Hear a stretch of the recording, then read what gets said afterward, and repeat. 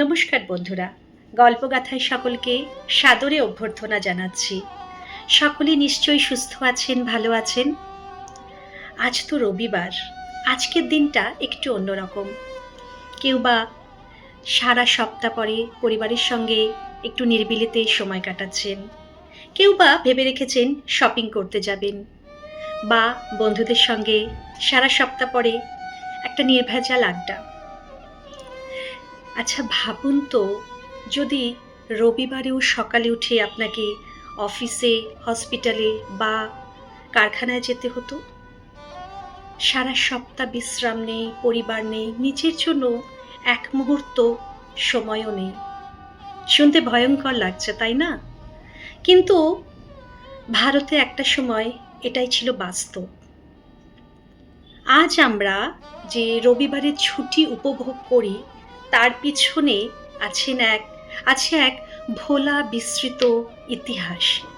চলুন তাহলে শুনে নেওয়া যাক। সময়টা 1880 সাল, যখন ব্রিটিশরা ভারত শাসন করছে। তখন মিল মজুরদের সপ্তাহে 7 দিনই কাজে যেতে হতো, কোনো ছুটি ছিল না।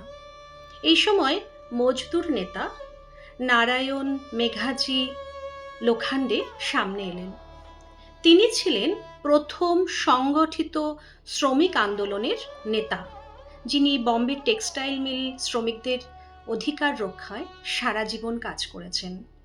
লোখান্ডে দাবি তুললেন যে শ্রমিকদের সপ্তাহে অন্তত একদিন বিশ্রাম দিতে হবে, যাতে শরীর ও মন পুনরুজ্জীবিত হয়। ব্রিটিশ সরকার প্রথমে রাজি হলেন না, কিন্তু বহু বছর ধরে আন্দোলন, পিটিশন এবং ধর্মঘটের পর অবশেষে 1889 সালে বম্বে মিল শ্রমিকদের জন্য রবিবারের সরকারি ছুটি ঘোষণা হয়। এরপর ধীরে ধীরে সারা ভারতেই রবিবার ছুটি চালু হয়। আজ রবিবার মানেই পরিবার, বিশ্রাম আর নিজের জন্য একটু সময়। কিন্তু মনে রাখবেন, এই ছুটি একদিনে আসেনি। এর পিছনে আছে অসংখ্য শ্রমিকের ত্যাগ ও সংগ্রাম। তাদের সকলকে জানাই রবিবারের শুভেচ্ছা।